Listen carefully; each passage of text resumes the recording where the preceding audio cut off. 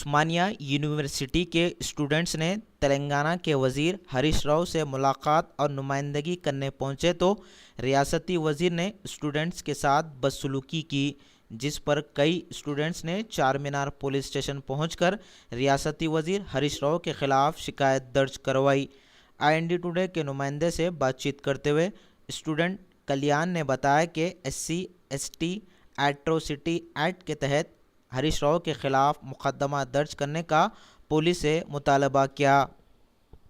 ఆంక్షలు విధిస్తూ మరోపైన విద్యార్థులైనా ప్రశ్నిస్తే వాళ్లకు ఉక్కుపాదంతో ఉద్యమాన్ని అణచివేయాలని ఈరోజు రాష్ట్ర ప్రభుత్వం ప్రయత్నిస్తూ ఉన్నది।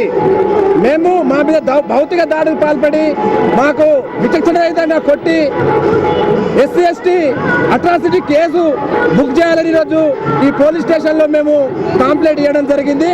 న్యాయం అనేది అందరికీ సమానంగా ఉండాలి।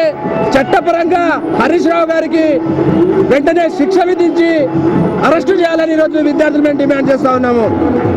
అదేవిధంగా హరీష్ రావు గారి విచారణ పూర్తి చేపట్టి మాకు జరిగిన అన్యాయానికి అనేక మంది విద్యార్థులకు రక్తాలు కారేటట్టు కూడా ఈరోజు మా మీద దాడికి పాల్పడ్డ హరీష్ రావు గారి మీద కేసు బుక్ చేసి అరెస్టు చేయాలని కోరుకుంటున్నాము।